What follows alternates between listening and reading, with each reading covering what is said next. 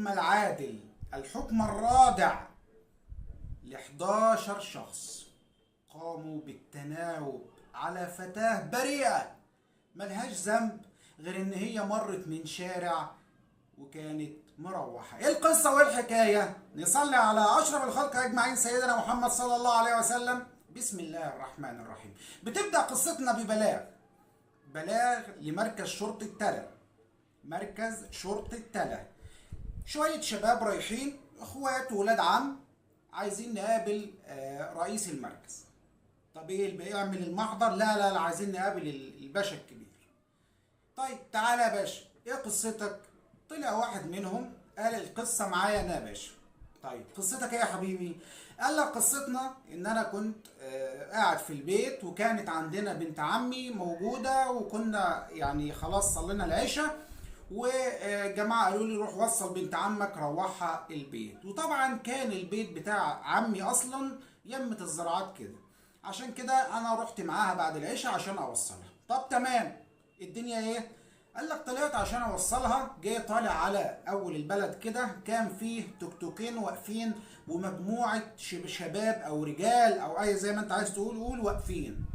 طبعا للوهله الاولى قلنا دول يمكن بتوع تكاتك مثلا بيوصلوا توصيلات او حاجه، خصوصا ان الشباب دول كانوا متنوعين السن، في منهم اللي عنده 19 20 سنه، 25 سنه، 30، وفي منهم اللي عنده 50 سنه كمان، يعني في 2 منهم عندهم 50 سنه.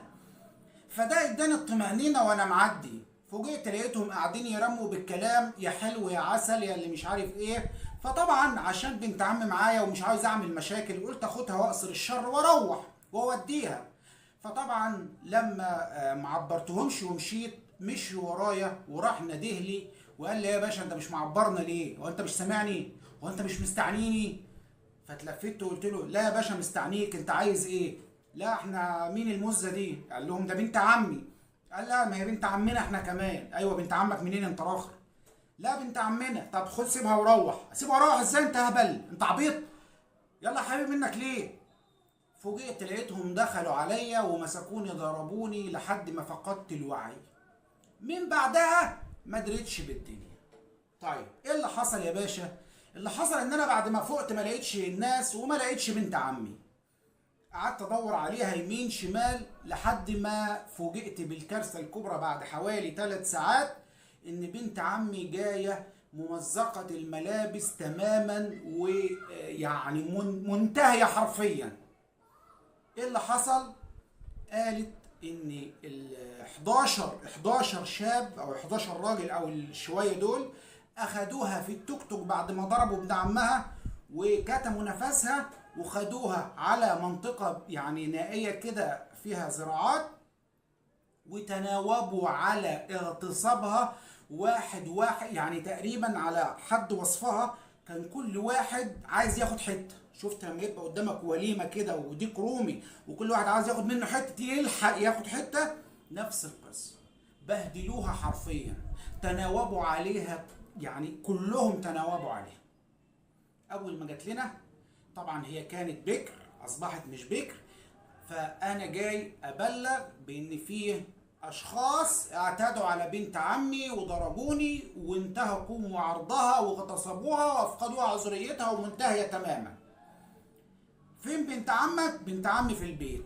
جت بنت عمه تم عرضها على الطب الشرعي اللي اثبت بالفعل فقدها عذريتها وان تم اغتصابها بطريقه وحشيه على يد مجموعة من الأشخاص اللي بالعرض على طبعا مشكورة مركز شرطة تلا قام بحث الجنائي، عمل مجموعة من التحريات، وصل لمجموعة تم القبض على 8 منهم. تم القبض على 8 منهم، والثمانية جابوا كمان 3 بقوا 11.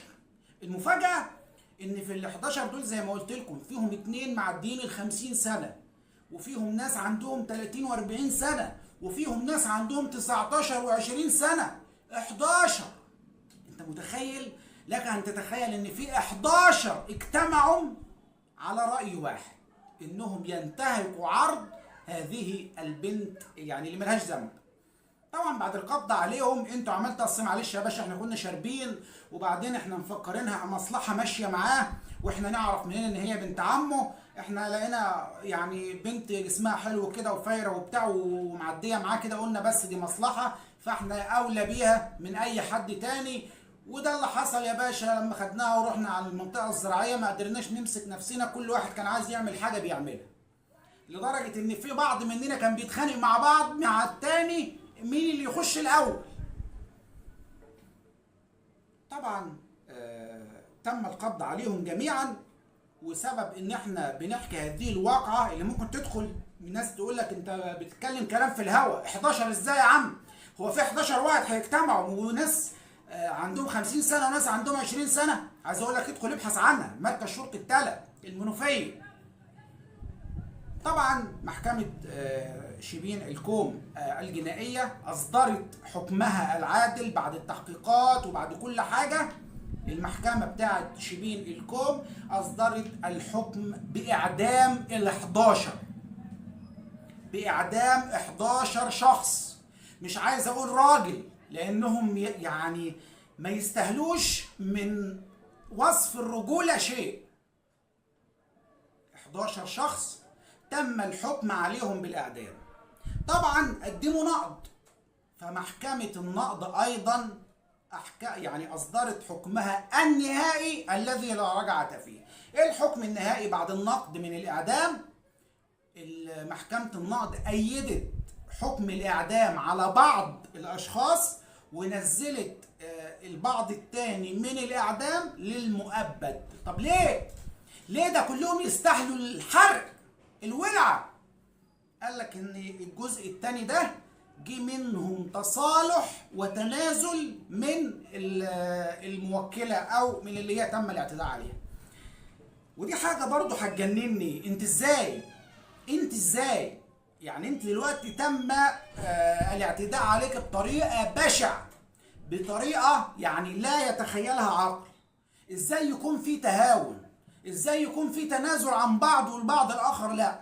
هل قدموا لك ترضيات ماديه؟ هل قدموا لكم ترضيات باي شكل من الاشكال؟ الله اعلم. ولكن انا بنقل لكم الواقع ان بعد في محكمه النقض النهائيه تم الحكم على بعضهم بالاعدام، والبعض الاخر نزل من الاعدام للمؤبد، لان المحكمه قالت لازم ناخد الحق، حق الدوله وحق الشرع وحق كل حاجه. مش معنى ان هي تنازلت للبعض ان هم يطلعوا كده عادي، لا، لازم حكم رادع يكون بمثابة يعني الرصاصة اللي بتحذر كل واحد ما عندوش اي ذرة دين ولا نخوة ولا شرف انه يقبل على مثل هذا العمل مرة اخرى. وبالتالي كان الحكم الاعدام للبعض والمؤبد للبعض الاخر. وعملتوا كده ليه يا جماعه؟ اصل كنا شاربين يا باشا، كانوا شاربين. شفتوا الشرب بيودينا لفين؟